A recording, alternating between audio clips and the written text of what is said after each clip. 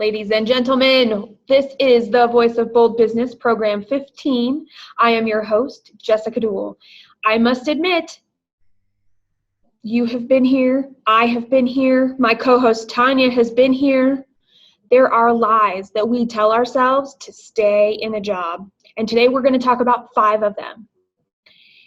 And it all starts really with justification. We struggle with what to do, what not to do, what are people going to think about us? Are we making the right decision 10 steps down the road? When really all that matters is right now. And sometimes we might even experience the ups and the downs of emotions and thoughts and head chatter or monkey mind or whatever you want to call it multiple times throughout the day when it comes to our job based off of the needs and the requirements of our family and our friend and the responsibilities that we've committed to across our entire life. We might tell ourselves it's not our fault that things are so bad. We might really hate the fact that we had to go to work today for whatever reason, but why would we really do that? Is it because we're not being noticed? Is it because people don't really know we exist? Is it because we don't even know why we're doing the job that we're doing? I mean, sometimes it's hard enough just to figure out what to eat for breakfast and getting to the next meeting on time and squeezing out one more email so there aren't hundreds of them waiting for us at the end of the day. Yet, we never give ourselves the grace of time.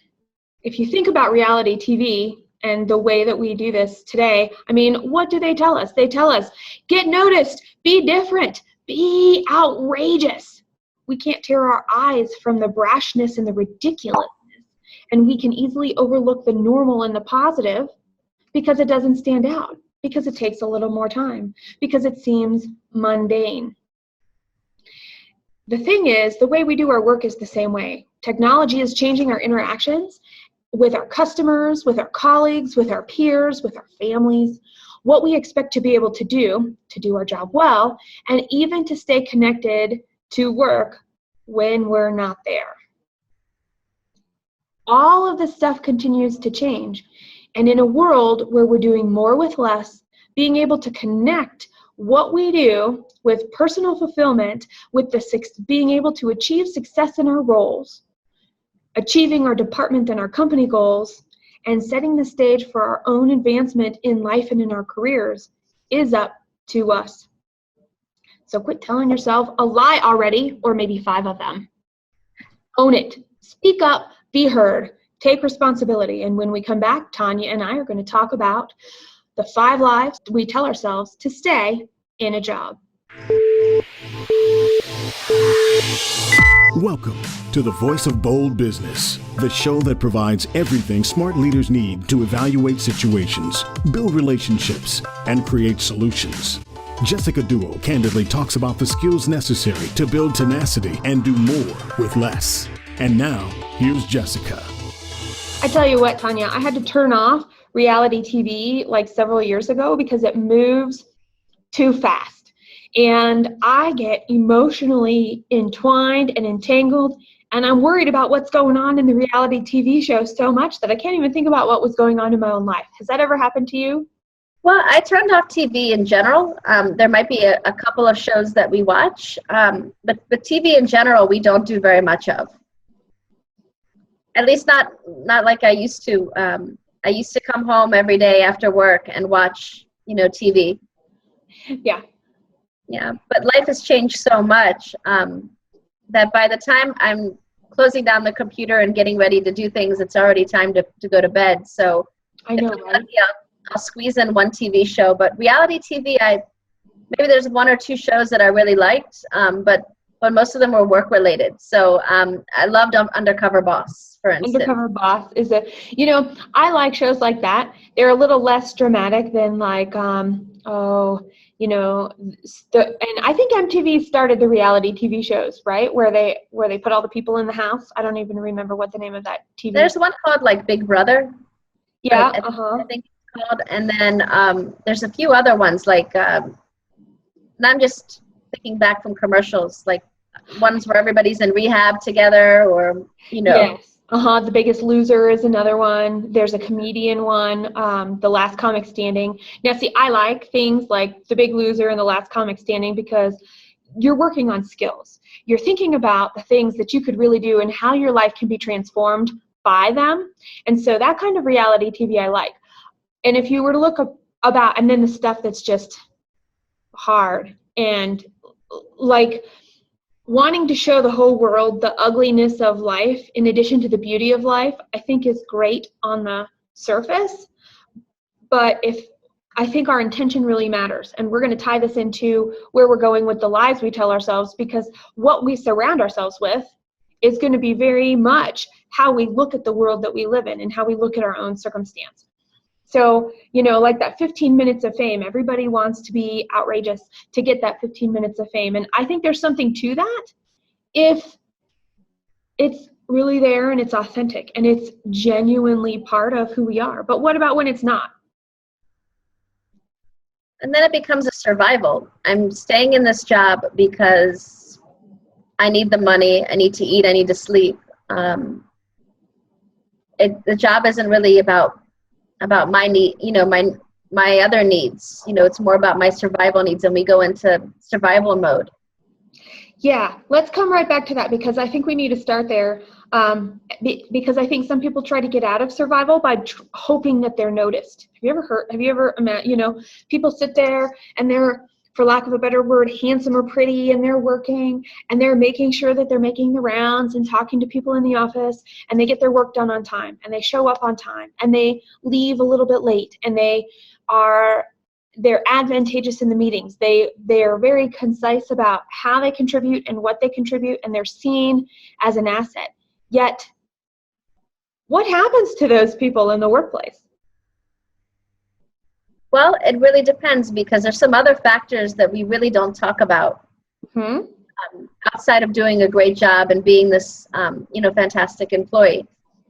There are factors like, office politics and favoritism and budget, and how the company really promotes people, how the company pays. I'll give you an example. At my last, one of my last companies, people didn't receive a raise for 4 years. Yep. So was it like a hiring and a raise freeze? Was that the phrase that they used? I've been in one of those. So no, not really. It was an international company, and the people, it's based in a different country. So the people in the other country, they would get raises, but the people who were based in the U.S. did not. So if I'm feeling, okay, we're going to come back to that, and I want to, because I feel like this is going to be a circular conversation. If we're doing a great job and we become a piece of furniture, we're that person that everybody can always rely on, and we start feeling taken for granted, really. And I've been in that situation more often than not. I'm like, ooh, I know what needs to happen. I'm going to make it happen. People know that I'm going to be the person to make it happen. Yet I chose not to, did not see, did not understand. And, looking back now, I can see there were some influences, some politics, internal politics of relationships that I did not choose to play, which was detrimental. And there are a lot of reasons for not choosing to play. Some of it was not choosing, and some of it was not knowing it existed, or looking to the bright side so far that it couldn't happen in this company. I know it happens some places, but it couldn't be like that in this company. I actually look a little bit, probably too much, on the good side of things. And I have to tell you, not being noticed and being taken for granted because of being steady, of being committed, of doing what you say you're going to do is pretty amazing. Yet without taking that next step and getting a little bit of courage to go, I've got to see who has the influence here. I need to ask some questions and be intentional about what the budget is going to be, what the focus is. The focus on my department is the focus on another part of the company, because I think where you were talking about of different continents having different situations may have played a big role in that. Could have done with profitability of each of the continents. It could have been growth strategy. It could have been a couple of other things. Do you know what the situation was? It's financial, of course. Yeah. It's definitely financial. It was, maybe the cost of a cup of coffee to give those guys a raise there, Mm-hmm. in the other location versus, the overseas location. So while those guys are, jumping for joy over that raise, to give the other employees a raise would cost them a lot of money. Okay, so what would happen, and this is somewhat hypothetical, and maybe you have some hands-on experience, what would happen if in that situation, you or somebody on your team here in the United States had spoken up and said, I want a raise, and here's why? So it was interesting. There was a situation where people had actually quit and got raises by quitting, and this is a pretty common phenomenon across the board. You don't know what you're worth until you're ready to step out the door. And from a talent management perspective, it's so poorly laid out, because by the time that you've gone out and you found another job, it's already going to pay you a lot more, and they're probably going to treat you a little bit better than where you're at. At least your perception is that. You don't know until you get there. Right. You don't have any reason to stay. And then the studies have shown that people that have gotten a counteroffer and stayed don't stay much longer after that. It's not always about money. There's some other issues as well that are going on to get people to leave. So the carrot happens to be money, and the money tends to be too good, which, by the way, our line number one is someone will notice my hard work and I won't have to say anything at all. Another lie that we're going to be talking about is I need the money, or the money is too good, and we're going to probably loop back to this for that lie as well. You said something that sparked a memory in me. You don't know what you're worth until you're ready to walk out the door. Every single time I have ever worked for somebody else, every single time, the first thing they asked me when I gave my notice was, how much more do we need to pay you? What do you want that you're not getting here? And and at the time, I didn't understand what was going on. Some of that was naivety. I was in my, the first time it happened, I was in my early 20s and I didn't know any better. So I said a number and they paid me the number. And I was like, holy cow, I probably should have asked for more. Why? Because the landscape was really competitive and they didn't want me going to any of the competition. And, they didn't know if the competition was trying to attract me. So that was the case.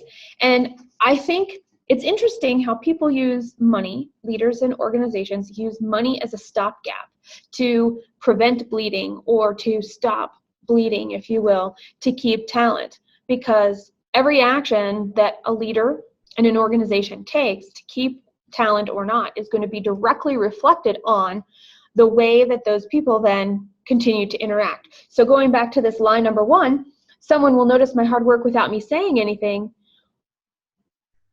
If I'm not saying anything and I'm not being noticed, there's a company culture there.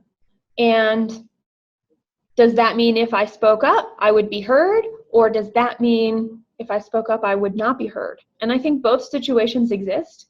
Or, and maybe the company can monetarily give, but maybe the company can't. And that's where being prepared and understanding, okay, I'm being taken for granted. And after a while, being taken for granted hurts.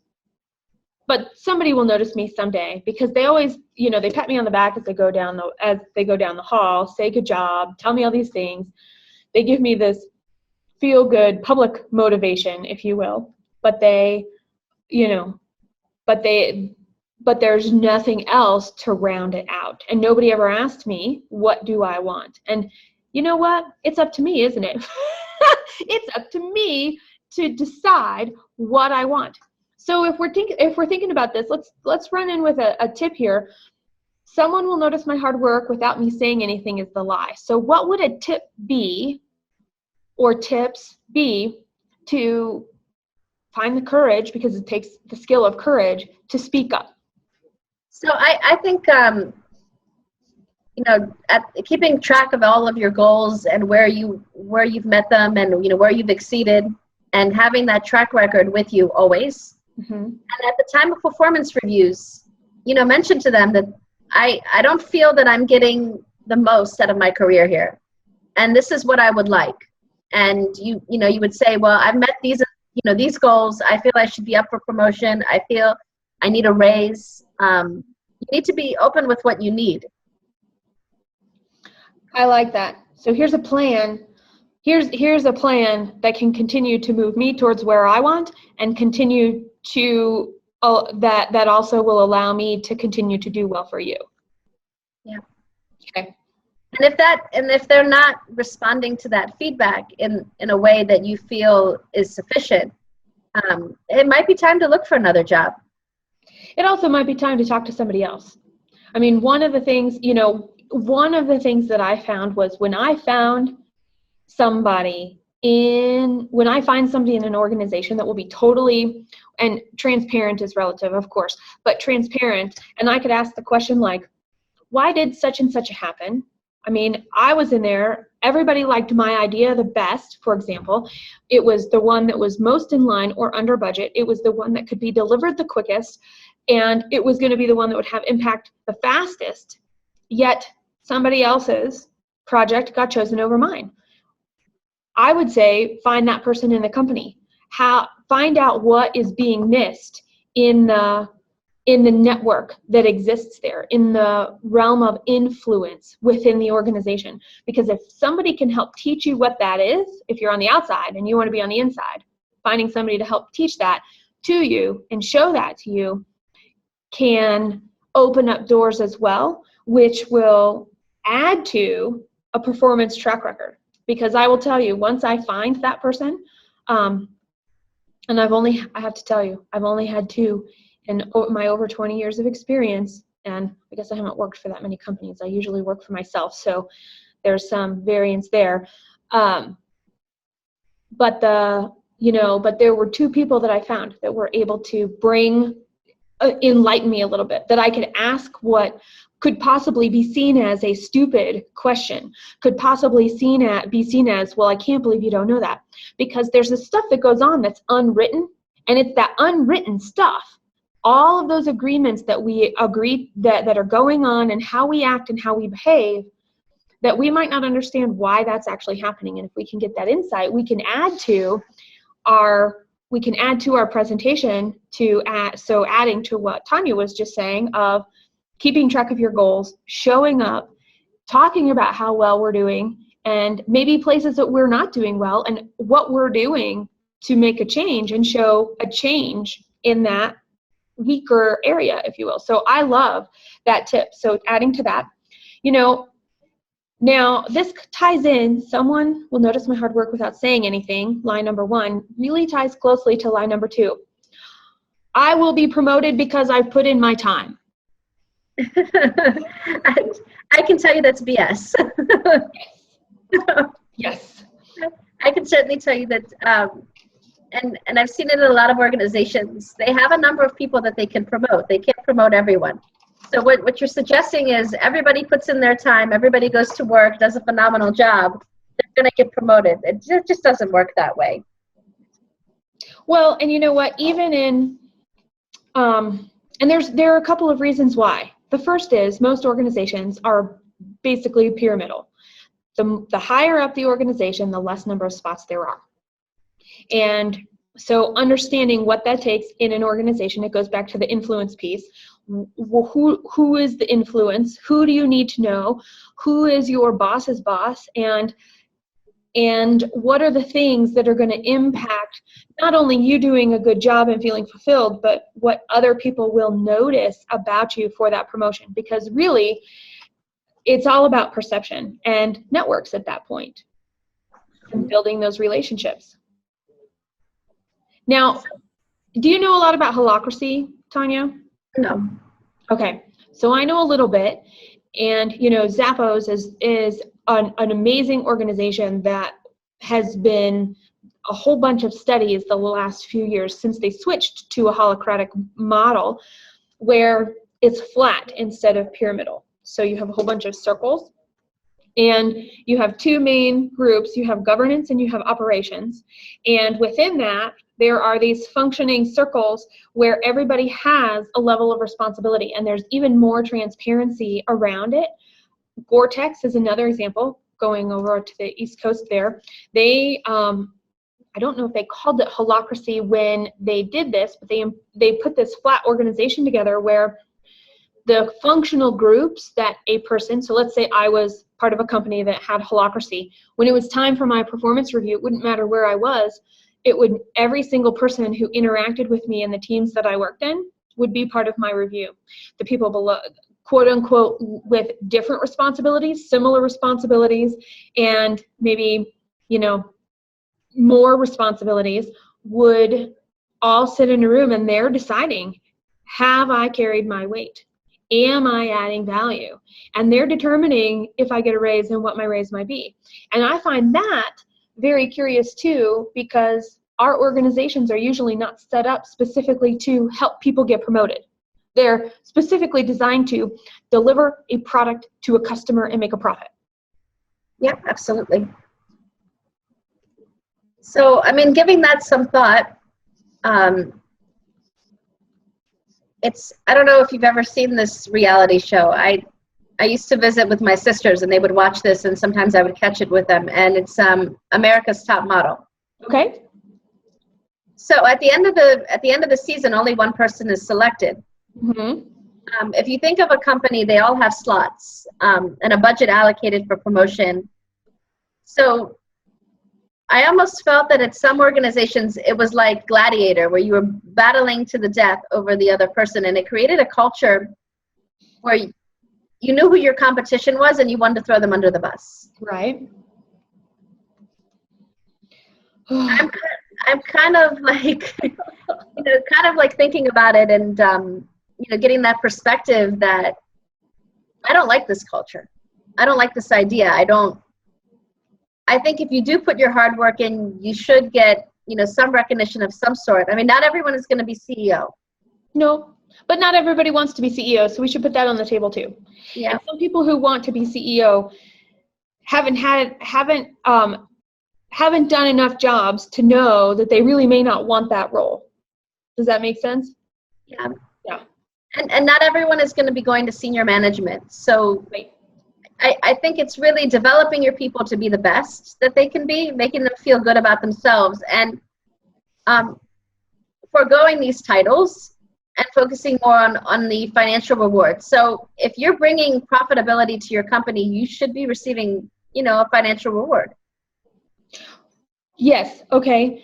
And to take that, and I'm going to go back to, my soapbox. My whole existence of soapbox is that a business exists to make a profit, and it needs to, because without a profit, there's no way to grow and expand and take care of things that pop up, like servers breaking or unexpected and quick changes in government regulation or shipping models or things like that. So there is a need for a profit because it shows that a business is healthy. Just like in our own homes, if we spend more than we make, we are going to be in debt. Well, how long can that happen? There's an end point there where there's only so much debt we can go into before we hit this bottom, if you will. And companies, not only, they want to make a profit because as long as they're making a profit, they can provide jobs. And that's the part that I really think is important, because sure, a company wants to make a profit, and I want them to make a profit. And at the same point in time, if we better understood in today's marketplace how our role fit to the delivery of the product, fit to the mission of the company, what would happen? What would happen is there would be a sense of fulfillment, and it might shift the things a little bit about how we're motivated, and companies can find their own secret sauce that fits their culture for the 4 ways of motivation, which everybody who's been listening to the show has heard Joelle talk about it on our Leaders Discuss panels a couple of times. So the four ways to motivate, whatever that combination is for your company, is really important. Yet the thing is, employees are important. Just because employees are necessary to make a profit, what happens if all your employees walked out, leaders? you would have no more company to have an opportunity to make a product and to give it and solve somebody's problem. So it really comes down to, how do we help people feel fulfilled? And at the same time, how do we leverage that fulfillment and those particular needs so that we can make a profit? And that's really where I specialize, because there's a huge gap there. There's a huge gap in businesses. And as a business advocate, it's important to me. It is important to me that a business makes a profit, first and foremost. Secondarily, it's important that those employees that are helping make that profit understand why they're there, and that the leadership of a company is doing what is necessary to create shared meaning and build value at every level. And, sorry. No, I'm not sorry. I take that back. Oh my goodness. So there's another model that has recently come up in the last few years. And it might be a little bit longer, but I'm starting to notice it as well. A lot of the supermarket chains are doing this, actually. Okay. And they're doing something called an employee-owned company. Yep. Which means that you're vested in the organization's success. I really like that model. Startups are also doing this with giving people, a percentage of equity. Mm-hmm. Equity. You're right. And I feel that when people are vested in their job, the company becomes more profitable in that sense. Okay, vested in their job, their role. And then now, okay, so as a recruiter, I have a question for you about these first two lies. When we're talking about, if I put in my time, I'll get my promotion, which is a lie. There's way more than that to it. In terms of being vested in their roles, when you're working with the companies that you're placing people at, how active are they actually in having vested employees? And maybe it's not ownership. Maybe it's a different way they want their employees to be invested. Do the companies even care about who they're hiring and what their aspirations are and what their personal goals are, so that there can be an alignment between what the company's trying to do and can offer in terms of more than monetary fulfillment and help people get to their personal goals? I'm seeing kind of a shift. Okay. It's, there's a belief system that goes into this. And I see this more with startups than, mid-sized organizations or large corporations. But even though large corporations are going into that with the marketing, they're doing a lot with diversity, in the sense that they're trying to say, well, we're a very diverse organization. And even, shifting their leadership a little bit so that there's more women, more minorities in that space. Okay. So they're trying to create the image. I don't know if the image, and once you get there, if it's the same thing. Okay, so the jury's still out. People are taking the moves, but you're not seeing the results or the outcomes are not quite as transparent, is what I'm hearing you say. Yes. Okay. So people are trying to change their beliefs, or they're trying to change their image, and sometimes it's and. Yeah. I would be my guess. Okay. So, how many? No, I don't want to say that. Lie number 3. It will get better, and I'll get through this burnout. Or it will get better. I am so tired. What do you think about that one? My goodness. This could be a whole show, probably. It probably could be.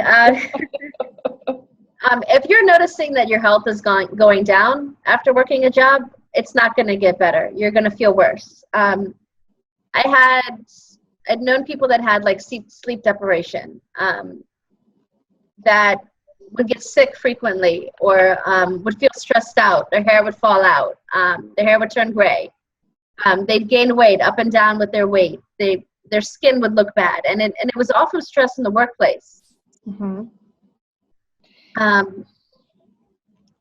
I don't think that, what you see is what you get. Now there might be a chance that, you might get a new manager who might, change things up for you, or might make the work environment a little bit better. In the recession, people were working 3 or 4 they were working jobs where they were doing the jobs of 3 or 4 people. And they kept telling each other that things are going to get better. And, they got scared at the same time because they saw layoffs in the recession. And I remember this. People were just always so scared to get laid off. I'd seen people just frightened. And they were taking any job at any salary. They weren't even negotiating out anything. They were just taking whatever because they wanted to survive. Now you're seeing people take that revenge almost, and they're asking for the moon, sun, and stars in their next position. And they want to know that they're not going to be overwhelmed, that they're going to have enough resources to do what they need to do to be successful. And therein lies the key, the definition. I'm writing this down too, definition of successful. Because, hello, every single person out there. Hello, every leader listening to this show. Hello, every leader who's going to pass this on to somebody that they know as a peer that is struggling with burnout right now. What is the definition of successful? Some people, and it's easy to get into this habit. It's easy to get into a habit of, I'm going to do as much as I can, as well as I can, and I'm going to be this rainmaker at the expense of everything else because of whatever. So is that really success to us personally, leaders that do that? By the way, I'm going to raise my hand and I got to call the kettle black because I'm one of those people. I'm one of those people who's like, there's a problem, I'm going to do whatever I can to help. Oh, 50 people have a problem, I'm going to do whatever I can to help 50 people. This entire organization is really struggling right now. What can I do? And I become Atlas, holding the whole world on my shoulders. And it turns out people will let us do that because it's in their best interest. And that's not a slam on anybody. They could be looking at it and going, oh, this is what really drives Jessica and people like Jessica. So we're going to let her do this because she's thriving and she does so well.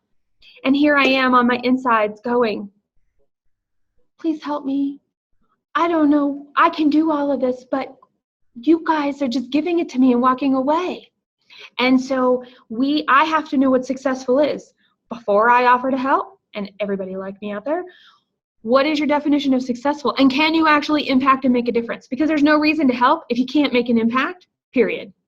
Number one. And know your limits. 2. Yeah, know your limits, absolutely. Right. I guess, like all of us, I got to a point where I was taking on way too much in general. And I got frustrated and I got mad, and like everybody else did. You were taking on so much, and I wasn't seeing the reward that I was expecting to see. But the moral of the story is I didn't set those expectations out firmly enough. Oh, so you moved your line in the sand, scooted around?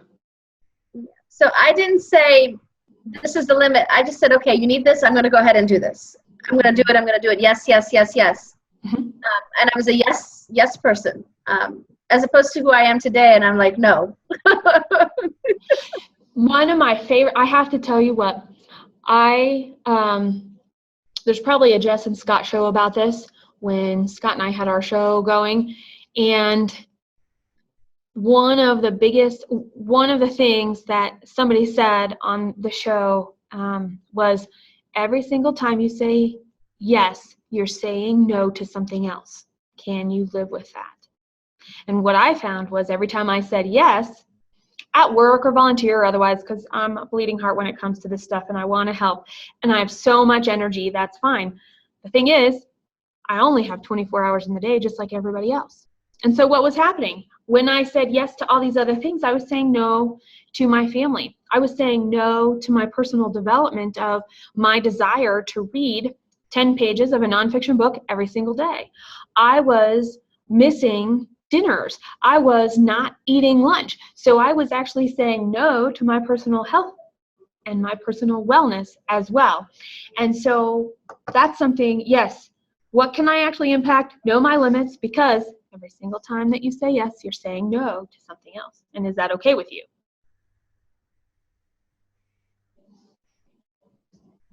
The yes to the no. Making more notes. Okay, I've got to totally do an aside here. It has nothing to do with job lies. Yesterday I had to stop someplace. It was an unexpected stop, and I was waiting for an answer. Somebody had gone to find an answer for me, and I'm standing and I'm waiting at the counter for this person to come back, and I'm just checking in on my phone, making sure everything is going okay. And all of a sudden, the lady at the other lady, the receptionist that was there, she looks at me and she goes, "Can I help you? Are you talking to me?" And I was like, "I'm talking." And she says, "Yeah, you are. You're actually talking a lot. You don't need anything?" I said, "No, I just must be talking to myself." It turns out I talk to think, literally. So here I am answering some emails, thinking about what I need to say, checking in on a few things. And everybody who was around was able to witness my talking to think. And that's actually kind of a funny thing. Ryan laughed at me last night when I was telling him that story. Because I ponder things like this. So I was actually thinking about, what does successful mean to me? And at one point she goes, "Yeah, I agree with you." And I was like, that's coming out of my mouth. Oh, I said that out loud. So anyway, it's funny how we have more support than we think we do. So if we're burnout, I mean, there's a whole show that we could do on that. But the thing is, it will get better, I think, is the best part of the lie. It will get better is the lie. And it will only get better if we change, is what I heard you say, Tanya, is what I've been saying. Can you think of another way to say it, or anything else we should add about that one? I think in general, it's about our limits, and it's about setting the contract. And we have a life contract. We have a life contract with work. We say, I'm not going to work extra hours. I'm not going to do this. I need to have my break. I'm not working weekends. You need to have that contract and that agreement with you. Mm-hmm. And you have to stick by those limits, and hard limit, soft limit. You have to say what am I going to handle, and I like you with skipping lunch, breakfast, and dinner. I survived off of coffee. Oh my gosh. I'll bet your stomach loved that. You have one peptic ulcer later. Yeah, right. Oh my gosh. I totally get it, and I got reprimanded yesterday even because I eat lunch at like 3:00 in the afternoon, and we eat dinner at like 5:30 in the evening. And Ryan's like, "How are you going to eat dinner if you're eating lunch now?" And I said, "I haven't eaten since yesterday's dinner. I just don't." And he's like, "Oh," and it would explain a whole other conversation. We could talk about sleep. That actually might be another one to do. Maybe we could have somebody come on and talk about sleep and the importance of sleep and the stuff that it takes to have good sleep, because that actually could help us be in terms of the burnout piece. We could probably manage ourselves a little bit better and not find ourselves in burnout, or be able to recognize some signs of it earlier, so that we recognize, oh, we have to make a change to get better. And I'm going to put courage here too. Courage is required to say, wow. And I have to tell you, if I say yes to something, I really want to see it through. And I really wrestle with having to say no, but I would rather go back on my word and sit down and have a conversation with you, Tanya, and say, man, I committed to that. And I really, you don't need to know the whole story, because I know you don't care about the whole story. I'm not going to be able to do the job I can for you. So can we talk about this? Because I'd like to be able to do something. I want to make sure that we are on the same understanding. So I am delivering what you are expecting.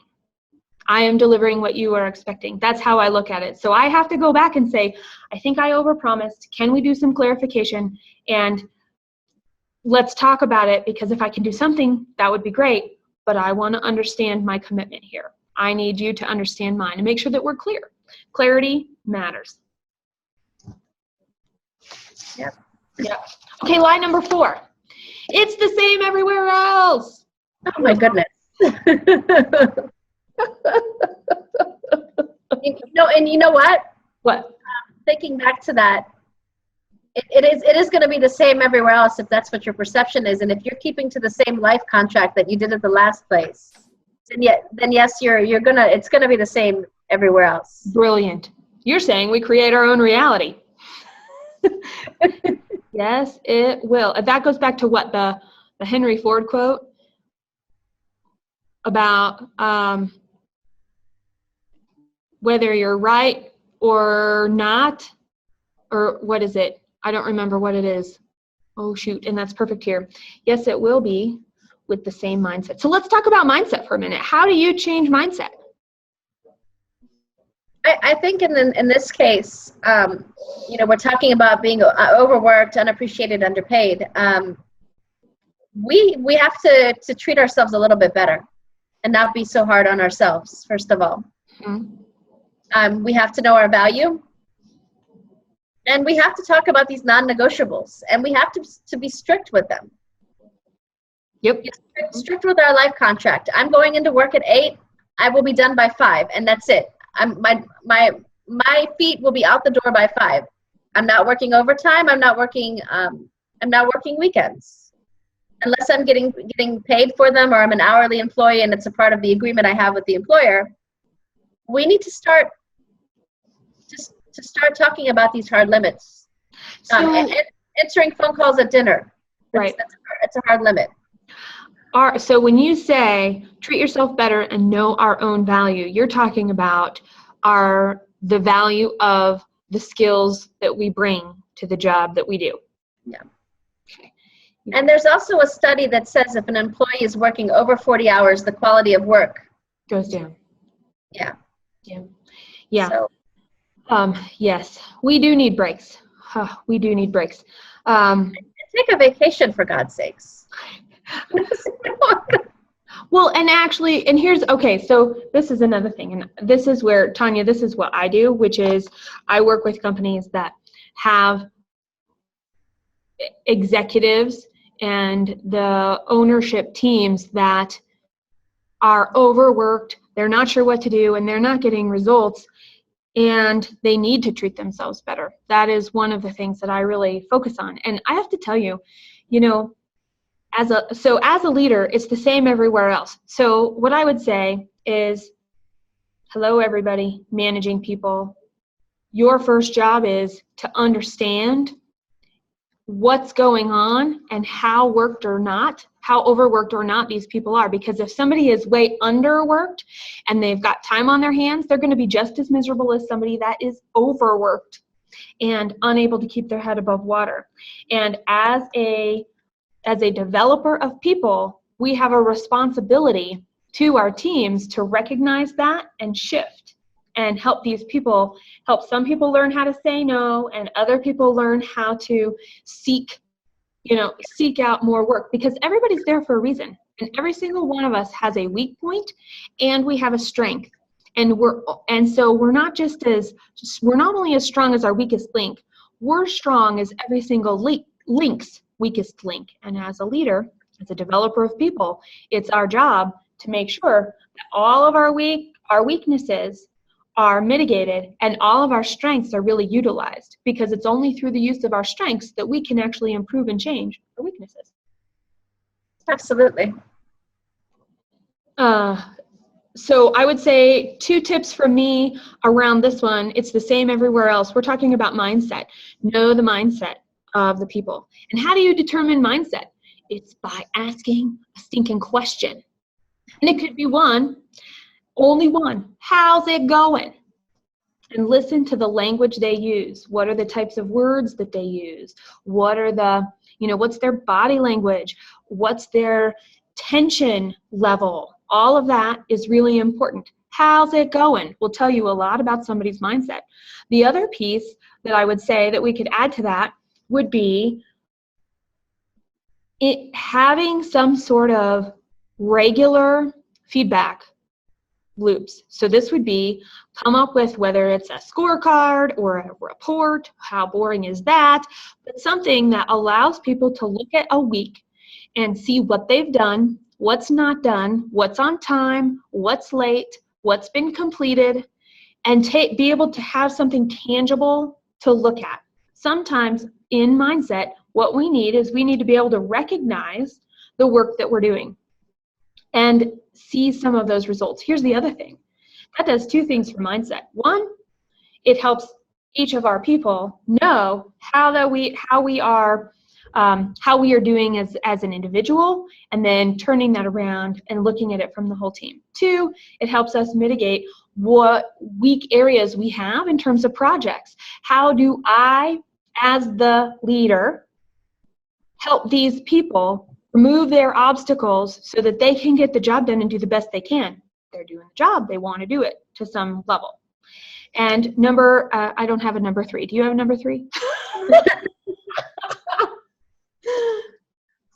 I think it's know yourself. And if you're going to look for new opportunities or thinking about it, have an open mind about it. Mm-hmm.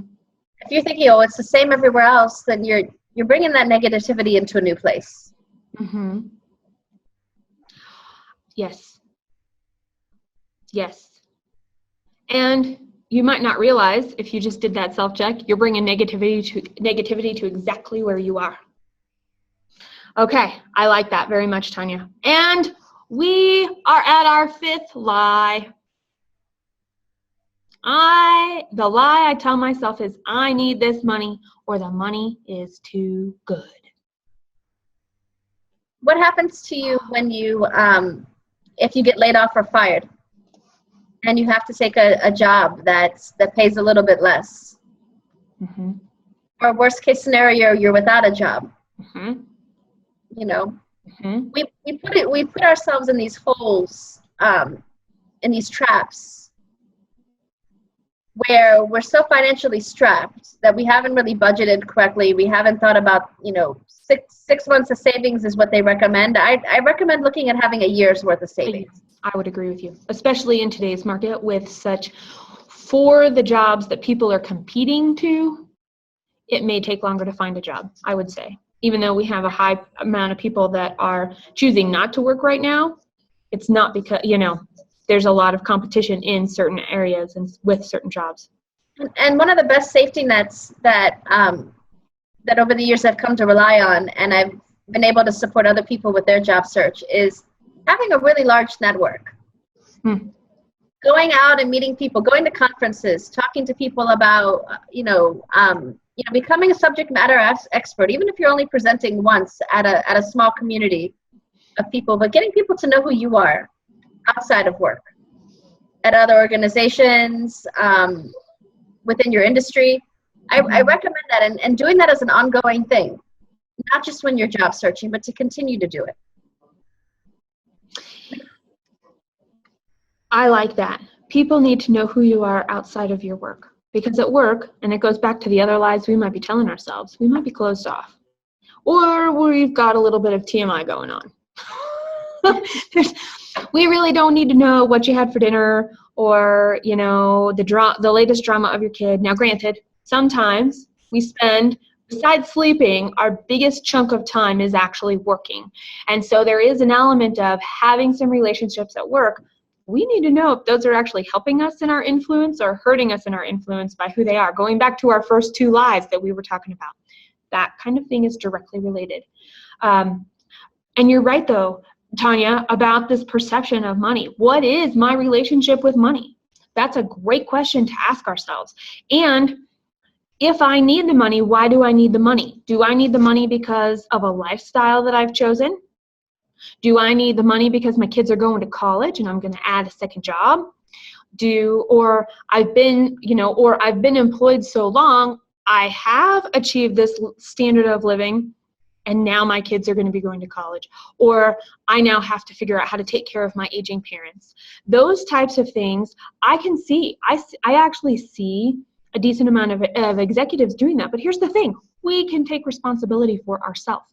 And just like you were talking about, Tanya, of not having savings for a year somewhere, this little crash fund that might be necessary, but also taking a look at the budget. I loved that you said that too, because we only have a certain amount of money coming in. It doesn't matter who we are. We have a certain amount of money. Well, that's not true. I suppose if we were trust fund kids we still are probably having an income from our trust. So I do think it applies to everybody. It just might vary, right? There's a certain amount of money coming in, and there's a certain amount of things that we want to do. And what's important is giving first important, is the types of food we eat important? Is the clothes that we wear or the car that we drive important? Is our family vacations important? Because they all can't be equally important.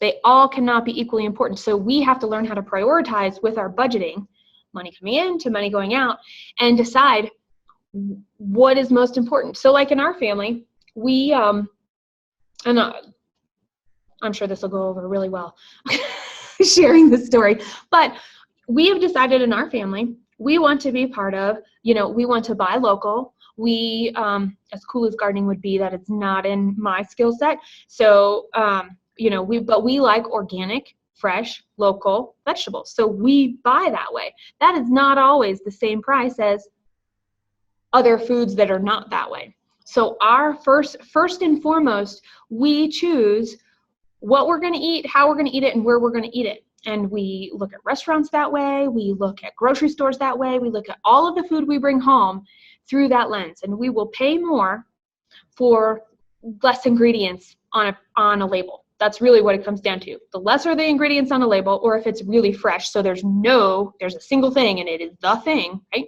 Lettuce, tomatoes, whatever. That's where we put our money first and foremost. And everything else comes around that, so we know things are going to come up, like we are going to get sick or kids are going to get sick. We are going to have to change a travel plan, and we're going to have an expense of having to change plane tickets. All of that has to be taken into account, but it also reflects in like how we take vacations. We don't take vacations to big resort things because our focus, we can't do both. We can't do both. And maybe we could. I'm possibly totally exaggerating, but in our line of thinking, we've decided food is first. So if food is first, there's only a certain amount of money left, so we let the rest of our life fill in that gap. Do you have something similar that you do, Tanya? So I guess since starting the company, I had to give up a lot of things. And there were things that I figured that, weren't priority. When I started the company in March, I realized that there was going to be a while before we're profitable. Mm-hmm. So I gave up things like coloring my hair and my nails and buying new clothes for myself. I cut back on a lot of different things. Things that just became, I guess, they're more luxuries than necessities. And luxury is a very subjective term also. What you consider a luxury might not be what I consider a luxury. I mean, we've talked about, just in terms of luxury cars, the prices of our luxury car conversations, Tanya, are are still a really wide range, right? So when we're dreaming, by the way, if you didn't know, Tanya likes a nice, good sports car / fancy car / expensive car just as much as I do, in that craftsmanship and the way that it sounds, the way that it feels. So all of you that didn't know, you know now.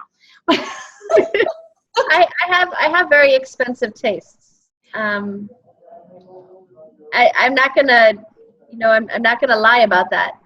By sure, I have very expensive tastes. I have very high expectations, but I know the value. I want value for my money, and and I think we need to look at our careers that way. We want value for our career. Okay, the word quality popped into my head when you said that. I have high expectations, and I understand I like expensive things, and you like value for your dollar. So you're looking at quality also. Yeah. Okay. By the way, we have to look at quality of time too. So right, exactly. Yeah. So things, cost, time. And that's exactly where I was going to go next. You make such a good point. So that's where subjective is really, what luxury is very subjective. How we prioritize and what's important to us is very subjective. It'll be based off of our own experiences.